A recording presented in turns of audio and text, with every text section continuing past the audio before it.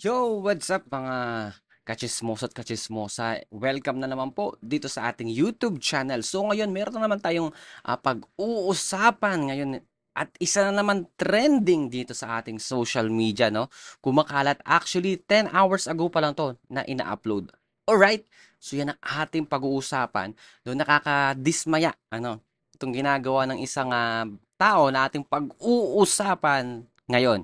So before anything else, so sa mga bagong hindi pa nakakapag-subscribe at bago lang dito sa ating channel, please don't forget to press the subscribe button and click that notification bell para lagi kayong ma-update everything na mga ga-upload tayo ng mga bagong videos dito sa YouTube natin at saka sa Facebook page natin. So, without further ado, intro mo tayo. Let's go!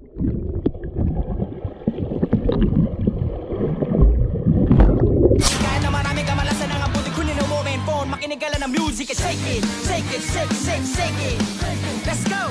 So, ayun na nga mga kaibigan, So, itong pag-uusapan natin is unti-unti nang nabubuo yung tawag sa kanya. So, nangyari ito sa isang disco bar. Di lang natin alam kung saan talaga kasi wala pa tayong nakalap na balita kung saan nangyari, no, yung nagte-trending ngayon na video na ito. Actually, babae ito, tinawag siyang the twerk girl. Ayan, twerk girl. Oh, twerk, twerk, twerk. Ayan, so, base sa caption ng nakita kong video, ayaw paawat ni ate. Alright? So, ang dito is nagtutwerk siya. Di ko alam kung lasing ba ito or nakadroga, Kasi, grabe, napaka-daring na nangyayari sa kanya. Di ko alam kung alam niya ba yung ginagawa niya sa sarili niya. Alright? So, 10 hours pa lang itong, kaka-upload lang na itong video na to. So, 10 hours ago pa lang, ang views niya, base sa aking pag-update, is nasa 10 million or 10.6 million na agad ang views nito. So, dito, maraming natuwa, at marami ding nagalit. Ang mga natuwa, yung mga taong mga malilibog. At mga nagalit naman, marami, syempre, halo-halo na dito. Mga ibang lalaki at babae, mga magulang, at kung sino-sino pa. Alright, so bakit nga ba ito nagtitrend at umani ng maraming batikos? So mapapansin natin, puro babae yung ngayon sumisikat sa mga issue. Unang-una, si Yana. Pangalawa, Bini. Tapos pangatlo, itong babae ito, si Miss Twerk Girl. So ang nangyayari kasi mga tropa, ayan, base sa nakikita nyo yung video nyo, hindi ko masyadong kailangan ko itong i-blur, kasi medyo sensitibo talaga ito para sa mga kabataan. So, itong babae ito, sumasayaw siya, nagtutwerk, na hindi mapigilan yung sarili niya sa sobrang tuwa. Hindi ko rin alam kung naka-drugs ba to or naka-inom din. So, nagtutwerk siya na alam naman niya na lumilitaw na yung dibdib niya. So, meron kasi malaking papaya itong babaeng ito. Pero, yun nga lang, sa sobrang, di ko alam kung high na high ba siya sa alak, So, hindi niya alintana, na pinagtatawanan na siya ng mga tao. Yung ibang, makikita nga nyo rin, yung isang lalaki dyan, parang parang nadidisappoint na natatawa na lang, sa pinaggagawa niya. Kasi, alam nyo, itong babae na to, parang ewan. Bakit kailangan mong gawin yung ganyan para mag-trending? So, sayo ka ng twerk na hindi mo alam, akala mo okay sa nararamdaman mo, pero hindi mo alam, is unti-unti nang nasisira yung dignidad mo bilang isang babae. So, nakikita na rin yung maselang bahagi ng iyong katawan. So, may nakita rin akong picture dito kaso ayoko nang i-post, para hindi naman tayo makapanakit sa kanyang damdamin. So, mag-react lang tayo dito, dahil sa ginawa niya. At syempre, very alarming din ito para sa mga kabataan. Kasi yung next generation natin, baka isipin nila, is okay lang yung mga ganitong ginagawa nilang mga kabalastugan. So, hindi natin sure talaga kung lasing siya. Baka may for sure, nakainom to. So, di ko alam kung tawag sa suit na yan, na maiksing palda, na parang tube, tapos mayroon pa siyang tube dito na parang ewan na wala siyang bra, Kitang-kita na rin pati nipples niya, as in lahat. So, tuwan-tuwa pa siya. At pati yung mga kaibigan babae na nagbi-video, tuwan-tuwa din. Pero yun nga lang, nakakaloka talaga itong babae. Ito si Ate Twerk Girl. So ito side comment ko na lang siguro to, pero ewan ko na lang kung kayo, kung ano yung maging side comment nyo, i-comment nyo dyan sa baba. At i-share nyo rin tong video na to, guys, para mas maraming kababaihan ang maging aware sa sarili nila. Kasi hindi talaga biro ito, nagtitrend talaga. At hindi lang for sure nasa middle age na nakakita ito, even yung mga tatandaan. At ang mahirap dito pati mga bata. Kasi Facebook to open ito sa lahat.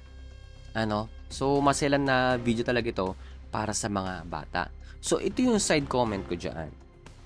So may tuturing natin yung babae dyan sa video na sumasayo, si Miss Twerk Girl. Na parang isang babaeng kalapating mababa ang lipad. So mas okay na siguro yung mga babaeng, at least yung ibang nagtatrabaho sa mga ganyan sa, alam mo yun, yung sa mga club. Okay na yun kasi yun talaga yung profession nila. Pero at least andun lang sa private something ganon na yun ang pinagkakakitaan nila. Wala naman din tayo magagawa doon. Pero hindi rin natin sila ginajudge. Ngayon, ang ginajudge natin, itong babaeng ito. At halata naman na medyo bata pa siya. So ito kasi, parang hinahayaan niya na mabastos siya free ng mga taong naroon at syempre sa social media. Diba? Di natin sure kung talagang kagustuhan din niya.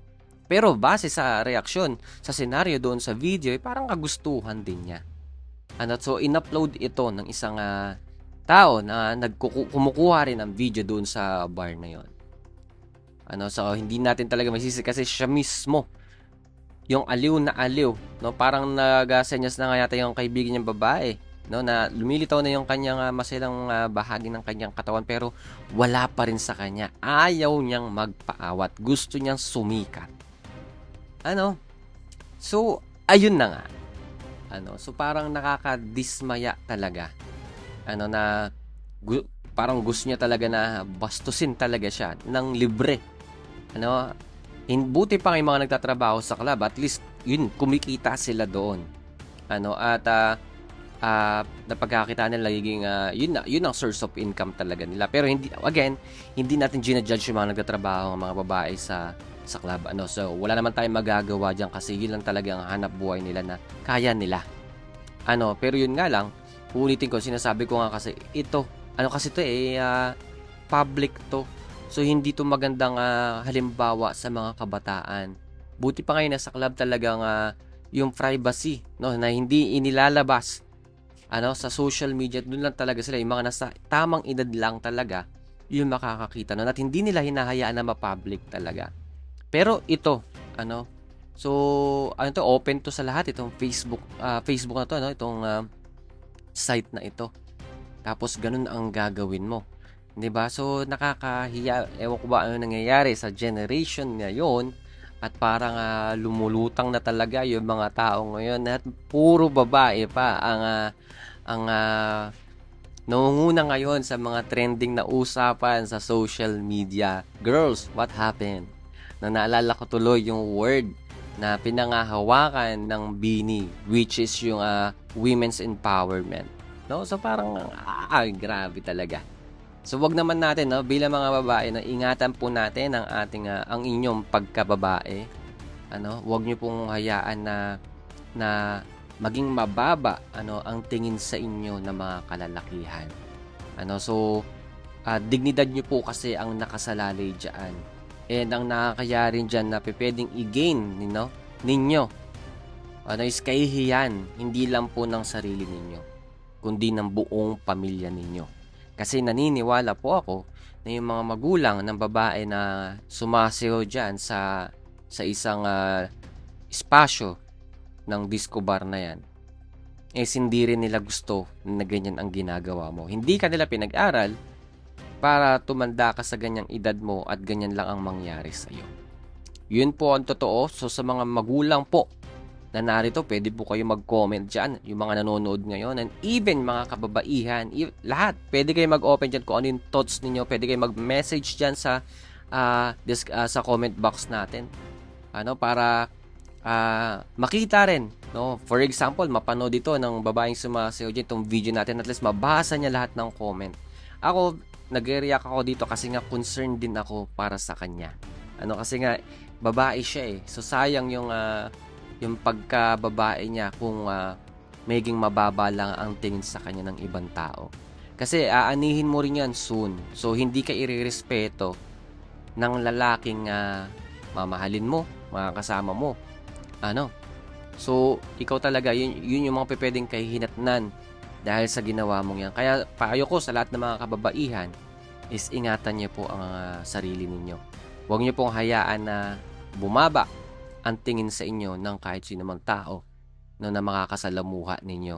Okay? So, I think hanggang dito na lang tong video na to, and mag-a-update pa ako sa susunod, no, na magiging intriga na naman sa kung meron magiging follow-up update patungkol dito sa twerk girl na ito. So, yun, maraming salamat ulit sa mga patuloy na sumusuporta kay Zoro the Chismoso. And sa mga hindi pa nakakapag-subscribe, please press the subscribe button and click that notification bell para lagi kayong ma-update every time na mag-upload tayo ng mga bagong videos dito sa YouTube channel natin at saka sa Facebook page po natin. So, yun na nga. Maraming salamat po ulit. See you on my next vlog. Bye!